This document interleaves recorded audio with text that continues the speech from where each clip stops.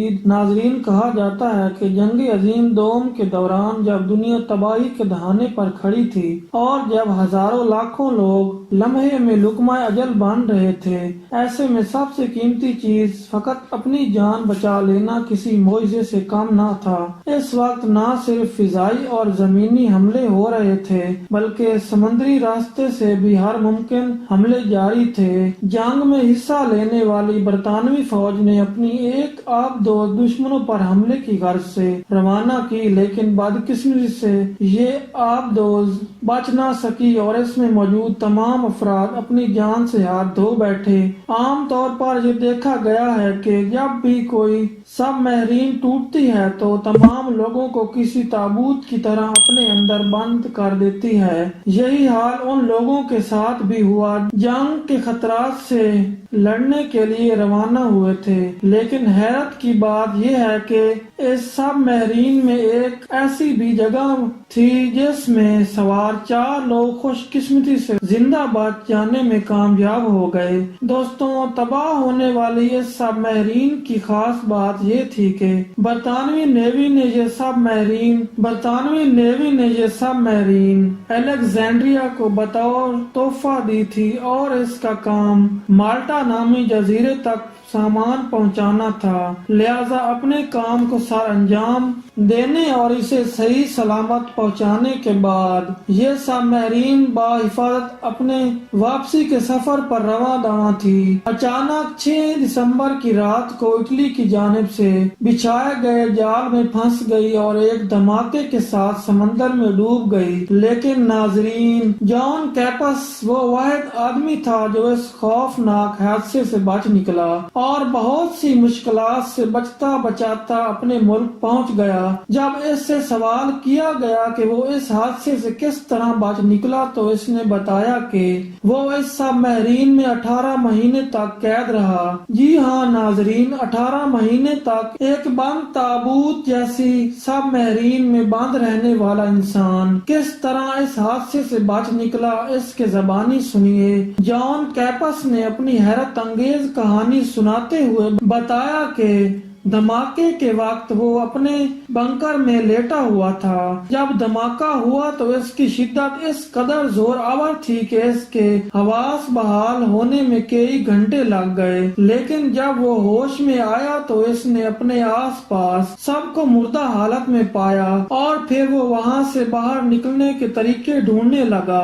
لوگوں کے اوپر سے پھلانگتا ہوا جب وہ آکسیجن روم تک پہنچا تو اس نے دیکھا کہ آکسیجن تیزی سے باہر نکل رہی ہے۔ پھر وہ انجن کی طرف گیا، وہ اس سے آگے بھی جانا چاہتا تھا لیکن یہ ناممکن تھا کیونکہ اس سے آگے کا سارا حصہ تباہ ہو چکا تھا اور اس سے آگے پانی ہی پانی تھا۔ اگر وہ دروازہ کھولتا تو وہ پانی کی لپیٹ میں آ کر وہ بھی اپنے ساتھیوں کی طرح موت کے منہ میں چلا جاتا۔ چنانچہ وہ وہاں سے واپس آ گیا اور ٹارچ کی روشنی کی مدد سے لوگوں کو دیکھنے لگا۔ ہو سکتا ہے کہ اس کی طرح کوئی اور بھی ہو جو راہ فرار دیکھ رہا ہو۔ خوش قسمتی سے اسے 3 ایسے افراد مل گئے جو اس کی طرح اس حادثے سے بچ گئے تھے، لہذا ان سب نے مل کر اس کٹھن حالات کا مقابلہ کرنے کا فیصلہ کیا اور سب مل کر یہاں سے نکلنے کا طریقہ تلاش کرنے لگے۔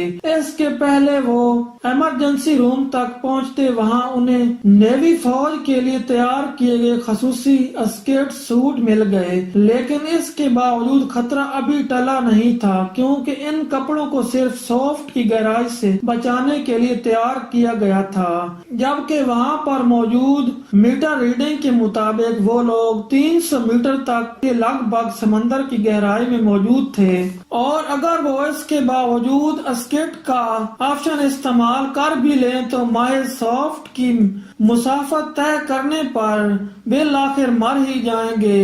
اس لیے یہ معاملہ ان کے لیے کافی پریشان تھا، لیکن ان کو یہ مسئلہ اس وقت حل ہوتا نظر آیا جب ان میں موجود سمندر کی گہرائی کا اندازہ رکھنے والے شخص نے انہیں یقین دلایا کہ یہ میٹر ریڈنگ غلط بھی ہو سکتی ہے، کیونکہ اس طرح آبدوز کا باقی سارا حصہ تباہ ہو چکا ہے۔ اسی طرح ہو سکتا ہے کہ اس کے اثرات میٹر ریڈنگ پر بھی پڑے ہوں اور وہ بھی اپنی خرابی کی وجہ سے غلط ریڈنگ ظاہر کر رہا ہو۔ اگرچہ انہیں کچھ حد تک یہ بات معلوم ہوئی، لیکن اس کے باوجود انہیں اس بات کا علم تھا کہ اگر وہ یہاں سے نکل بھی جائیں تو پانی کے پریشر کو برداشت نہیں کر پائیں گے اور ان کی ہڈیاں تک ٹوٹ سکتی ہیں، یا پھر عین ممکن ہے کہ وہ سطح سمندر تک کبھی پہنچ ہی نہ پائیں۔ ان سبھی باتوں سے سب بخوبی واقف تھے، لیکن انہوں نے وہاں بیٹھ کر موت کا انتظار کرنے کی بجائے سب میرین سے باہر نکلنے کو ترجیح دی۔ گہرائی اور لہروں کی شدت کو نظر انداز کرنے کا فیصلہ کرنے کے بعد انہوں نے سکیپ کپڑے پہنے اور باہر نکلنے کے لیے بالکل تیار ہو گئے۔ پھر انہوں نے سب میرین کا دروازہ کھولا اور آنکھیں بند کر کے پانی میں کود گئے، لیکن دوستوں ان سب میں سے سطح سمندر پر پہنچنے والا واحد شخص جان کیپس تھا، جو زندگی اور موت سے جنگ کر کے یہاں پہنچا تھا، جبکہ باقی افراد کہاں تھے، کس حالات میں تھے، اس کا اندازہ آج تک نہیں لگایا جا سکا۔ البتہ جان کیپس نے بتایا کہ سطح سمندر تک پہنچتے پہنچتے اس کی حالت اس قدر غیر ہو چکی تھی کہ اس کا ہاتھ پاؤں ہلانا مشکل ہو چکا تھا۔ آخرکار وہ ایک جزیرے تک پہنچ جانے میں کامیاب ہوا اور کچھ دیر بعد جان کیپس، جو بلا شبہ ایک اچھی قسمت والا انسان تھا، اسے ایک ماہی گیر نظر آیا جو شکار کی غرض سے ادھر ادھر پھر رہا تھا۔ جب اس کی نظر اس ماہی گیر پر پڑی تو اس نے سوچا کہ وہ اسے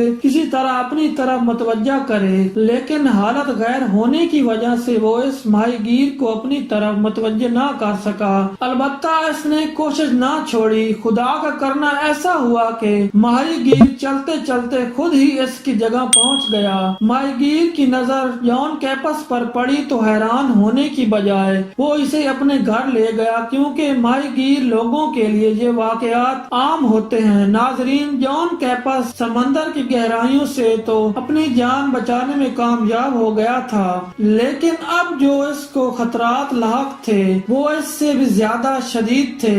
جی ہاں دوستوں، یہاں سب سے اہم بات یہ تھی کہ کیپس کو اس جزیرے میں رہ کر نہ صرف اپنی توانائی بحال کرنا تھی بلکہ آسٹریلین فوج سے بھی اپنی حفاظت کرنا تھی۔ لہذا کچھ عرصہ وہاں رہنے کے بعد جب وہ اپنی تمام تر انرجی بحال کرنے میں کامیاب ہو گیا تو اگلا مرحلہ اس جگہ سے بغیر فوج کی نظروں میں آئے فرار ہونا تھا۔ لہذا بہت سی کوششوں کے بل بوتے پر بالآخر وہ خفیہ طریقے سے وہاں سے فرار ہو کر وہ اپنے ملک پہنچنے میں کامیاب ہو گیا۔ ناظرین، جان کیپس کی اس سٹوری کو بعض لوگوں نے غلط سمجھا، جبکہ بعض اسے حرف وصول شہرت کا مواد گردان سمجھنے لگے۔